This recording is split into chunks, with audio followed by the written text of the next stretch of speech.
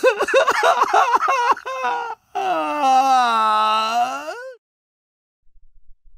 and Untitled.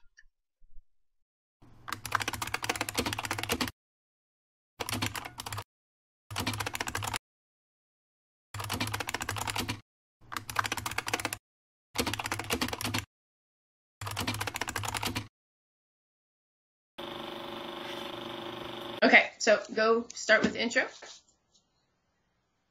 I'm trying to think of something other than "Hey kids." Do you want me to do my creepy "Hey kids"? Yeah. Hey kids. Hey kids. Today we're going to be dealing with character and plot development, and we've got like a really exciting guest on tonight. His name is David Moody, and he's got like shit house of books out. He's the author of the Hater series. And my lovely assistant shall demonstrate. And he has the Autumn series as well out. There's like how many in that? 5? 5 or 6? I believe it's 6. I love that cover. And that one. Oh, and that one is actually done. The most recent one put out by Infected Books. And David's actually the founder of Infected Books. He is. And then his other book. Trust, that's standalone, if I'm correct, yeah? And then yes. Another ones like Strangers, Laugh of the Living, Isolation, them are all. He's got like so many books. He has a website, davidmoody.net, and the best part about this website is that if you sign up on the mailing list, you actually get a free short story, which is epic. I'm actually going to sign up when I get off this call. Something to read before bed. You know, there's a lot of people, they put out a lot of books and you're like, oh, whatever. But he actually, like I said, he's very, for me, I find that his story is very character driven. Like by page 3, you're hooked on what's going on with this character and what's going to happen to him. Like you want to know. So he's a good person to have on for this. Yes, he's a good, we'll ask him what it is, but whatever he does, it like kind of sucks you in like right away, right off the bat. And I don't know if it's plot, hinting at plot, or if it's character or combo. But we're going to find out right now, yes. Kids. Okay. Hello, Suzanne Emma. Can you see me? Yep. Oh, sorry about that. Hi. Can you see us? I can see you both, yeah? All right. Thank you so much, by the way, for doing this. Oh, no, it's an absolute pleasure. It's great to finally talk to you, Suzanne, after so long. I know, it's been years. I was looking at it on Facebook. I'm like, oh my gosh, it's been almost 5 years. It's scary, isn't it? It is. I'm looking at your bookshelves behind you there. Holy shit, man. So some of those are mine, and then that's all the stuff you get given over the years, you know? Yeah. Stuff behind my head is stuff I'm supposed to be working on, but I'm not, because I'm talking to you, and I'd much rather be talking to you. Yeah. Yes. I actually just reread this one because I read the Martian Chronicles last week, and it reminded me of this one, so I reread it. And what struck me about it is what I had told you about was probably within the first 3 pages, you're hooked on the character and what's going to happen, like what's going on and around him. And so that's why for this particular episode, we're going to do like kind of character plot development and how they evolve together to create pacing and story. So we're going to kind of pick your brain on that one. Okay, that's cool. So I'm going to go with the first question for me because it's what I want to know of every writer actually is when you get an idea for a story, do you create an outline for the story and a bio for your characters, or do you kind of do something where they evolve together? Like you get the character in your head and you create the story, or you have the story so you create the character? I think, the two things are so closely intertwined. It was great to hear that you wanted to talk about both plot development and character development in this, because for me personally, you just can't separate them. I usually start off with an idea. And that can be anything. It can be a person or a line of dialogue or just a scene. And I've got a document on my computer that I can also access on my phone and my iPad. And it's just called ideas, and it's just reams and reams and reams of ideas. And there's usually something there that will trigger something that I know is going to turn into a story and eventually into a novel. So really, the starting point can be anything, but for me, usually it's the end. Okay. I often start from the end and work back to the beginning. So I find personally for me, that's a better way of doing it than having a great opening and then petering out to an end, if you know what I mean. If you're building to a crescendo, I think it's easier to try and coordinate it. I then do quite a lot of planning, and quite a lot of that planning that I do tends to get chucked away. But I think it's an important part of the process to try and plot it out. I start off with maybe 5 or 6 lines and then expand that to a page or 2 pages, and then revise that and start breaking it down into chapters or scenes. Eventually, I've got what I think is a blueprint for writing the book. And during that, I guess the characters kind of start revealing themselves. And this is where I always feel very self-conscious and pretentious, because I think you really get to know the characters that you create when you go through that process. For me, the key part in all of it is the first draft, where you've got your basic structure, you've got your basic characters, but the first draft is where it really all comes together. And this really does sound pretentious, but that for me is where the characters come alive.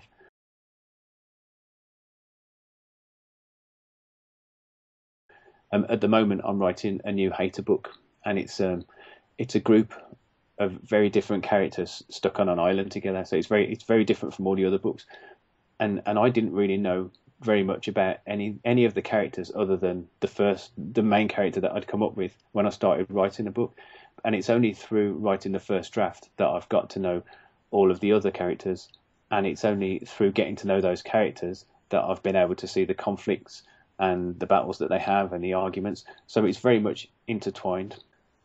If I had a pretentious ometer next to me now, it would be right off the scale. I've never heard anybody who writes from the end back. That's a new concept for me. It's usually like I have a major idea and I'll work around it. But to have the ending and work to that's a really good idea, actually. I'm going to write a book tomorrow. I have tried it. I have tried it other ways, but for me, that's just what works. In fact, just saying that there, what works for me, that's I had a very occasional series of like writing tips on my website, and I call it What Works for Me, because I think that's really important whenever you're talking about writing and the craft. If again you want to be pretentious and call it that,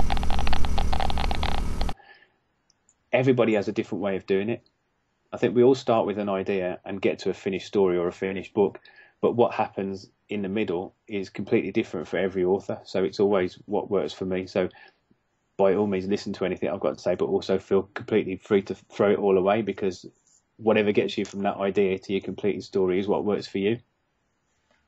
Actually, it reminded me a little bit of Memento, where you start at the end of the story and you go back. I wrote a story. We had this competition that came up that had to be like, it was Memento inspired, that you work from the end back. And it actually was totally uncomfortable doing it. And all, it was so different, so strange, but I felt completely in love with that story. I love it. Maybe other people think it's absolutely shite, like, but I just loved it. I think it's really important to do something new. Quite often I've gone for the easy option and written about things that I'm familiar with. But then, for example, last year I got asked to write a Sherlock Holmes story. I've never read a Sherlock Holmes story, never mind written one. What's that hand over the face for? That I've never read one. That's when she's like excited about something. Just give her a minute. So anything Sherlock Holmes.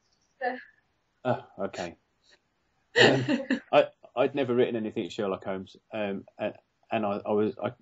my gut reaction was to shy away from it, to say no, thank you. But I thought, sod it, go for it, try it, and it was such a fantastic experience to write something completely out of my comfort zone, completely different era. You know, so all the stuff that I write is generally, it's based in the here and now, and it's very ordinary people. Partly so I don't have to do a fat lot of research, but also because I think it appeals to most people when you're writing about the situation that they're all in. So to write that Sherlock Holmes story is very, very different. But once it was done, it was just such a great experience, and it I don't know, broadened my horizons a little bit. I guess if anybody asked me to do anything like that again, I'd do it without hesitation. Whereas before, maybe I'd have held back a little bit. because we're also stuck in our comfort zone, aren't we? You know, it's like, oh no, I know this works for me. This is how I'm going to do it. Yeah, and there's a lot to be said for that as well, because I think you should write about what you know. I couldn't write, for example, a great military story because I know nothing about the military, but I do know about ordinary people, and I was an office worker for years. I was a bank manager, all these boring, tedious jobs, but you get to know people and the normality. And what I really like to write about is putting those people, those very ordinary people, great people, but with very typical lives, putting them in these extraordinary situations and really pushing them out their comfort zone rather than me out of my comfort zone. You're so cruel. It's great though, isn't it? Isn't it the best job? It is. It is. Coming up with ideas and just going crazy. See, for me, I like to write outside of my comfort zone. Like writing inside of my comfort zone, I tend to like write down what I hear around me or something. Yeah. But writing outside of my comfort zone is where I'm actually most comfortable because it gives me so much anxiety, and that's when I get so much more creative because I'm like, oh man, I have to do something interesting. And like, because otherwise, for me, Zebo, that was my first book, and then you can tell it's a first book. But the idea for it, zombies on a submarine, like, never been on a submarine, never written horror anything in my life. I don't even think I had read a horror book at that point in time, and here I am trying to write a book about it, and I loved it, every second of it. Yeah. And then when someone's like, okay, write this in your zone, I'm like, no. It's often great though, isn't it, when you approach a project like that when you've got no prior experience, because you come at it with a completely blank slate, no preconceptions, and you kind of avoid cliches. I have a big problem with cliches. That's why, for example, Autumn, my zombie novels, the dead don't eat flesh, and you're either living or you're dead, and you can't become one of the dead through an infection, because I just wanted to steer away intentionally from all the traditional tropes that I think the last thing you want is to bore your reader and give them all these formulated things, and kind of they can see that you're setting something up, and you know that if that survivor there got bit 10 minutes ago, then that's the worst point possible. He's going to turn and kill everybody else. You know, all these things that are choreographed. I think it's great to go into something completely fresh, completely brand new, and put a new slant on it. And it plus come out of it with, so you feel so much better coming out of it. You know, I wrote a story on like an old ship, like a tall ship. And I have no idea what like a tall ship is. So I've been in on the internet looking up blueprints, tall ships, and like all the decks and all that. And I came out like thinking, I could sail a boat right now. You know, you just feel so pumped up from it. Yeah, I don't know how writers existed before the internet. I think that's why most of the stuff before the internet, it's all very literary. Yeah. But I did an event, not this Halloween gone, but the one before, when a guy was asking me about the research that I do, because I was talking about the kind of books that I write, and he was saying, so do you research like death and disease and terrorism and things like that? And I said, yeah, of course I do. It's part of the job. Didn't think anything more of it, but then at the end he came up and said he was an officer with special branch or something, and he was very surprised that I hadn't had a knock on the door because of the stuff that I've been looking at. If anybody actually comes and looks on my computer, I am screwed if there's a thing I've been looking up. You know, it ranges from fucking spiders to fractured penises to what do intestines look like. Do you know? Sorry, I think we broke up then. I thought you just said fractured penises. Yes, but Google that. Okay, yeah. Just make a note of that for later. But yeah, I know I had a very difficult conversation with my wife when I was writing Dogblood, the second Hater book, when she came in and I'd got pictures of Auschwitz and bodies, and I was writing about decomposition and things like that. She thought, well, I don't know what she thought. She wasn't impressed. Well, at least you had your clothes on, so it would have been a lot worse. That's true. Well, you're very Irish, aren't you?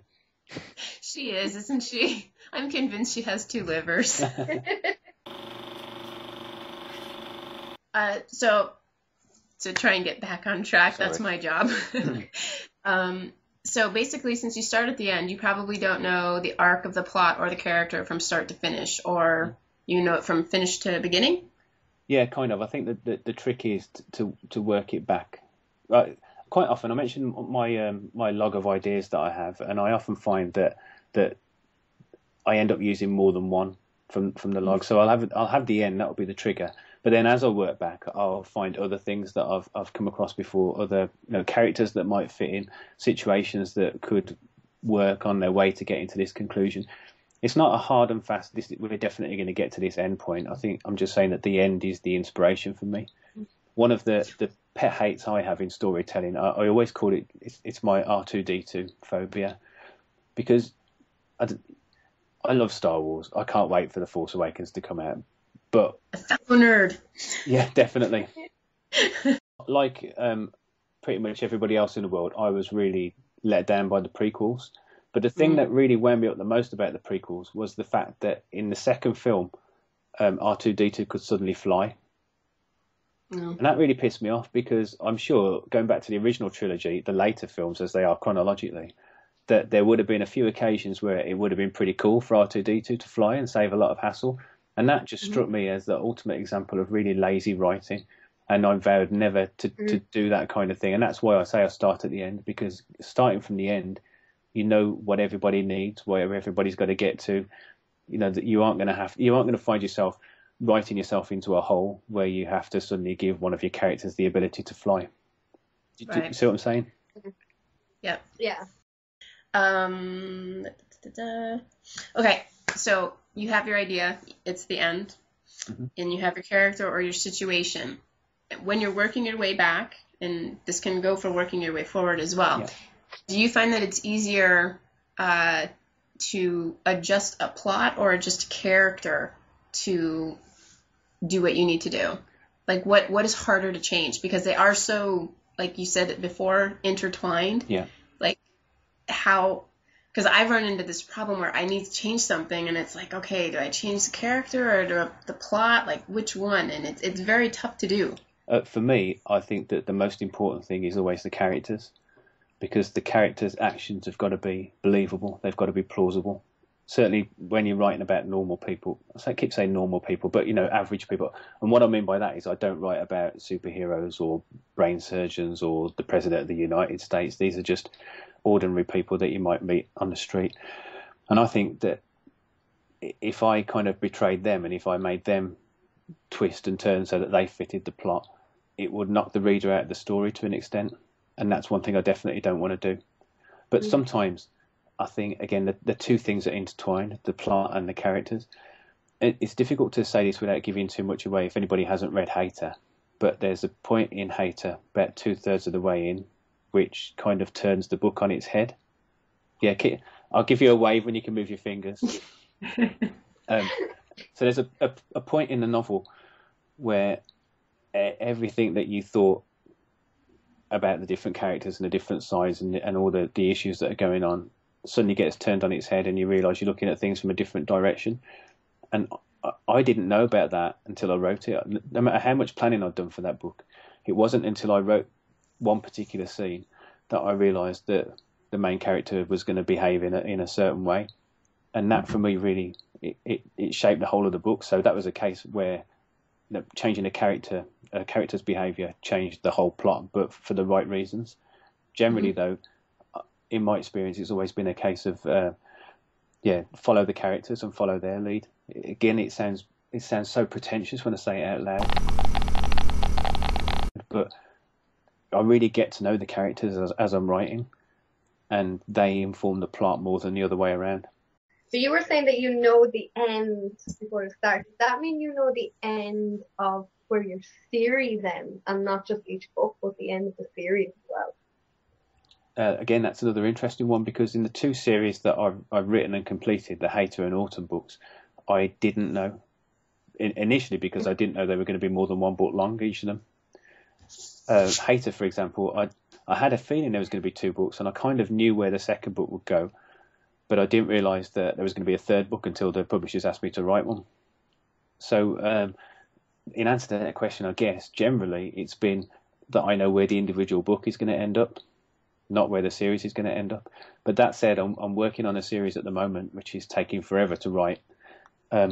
It's called The Spaces Between. It's going to be very it's science fiction horror. There's too much grief going on to it to explain it all now, but I know the full plot of all of the books. I just don't know how many books there are going to be. I don't know where I'm going to separate the story yet, but I know that's the key thing for me, is getting my character from the start of book 1 to the end of book 6, and I know where he's got to end up, and it's just the journey there. But on the other hand as well, I'm just working on another series which hasn't got a title yet, and the whole purpose of it for me is to look at the characters rather than the situations, because I want this to be an ongoing thing. It's great to have an ongoing series, isn't it, in terms of the old income.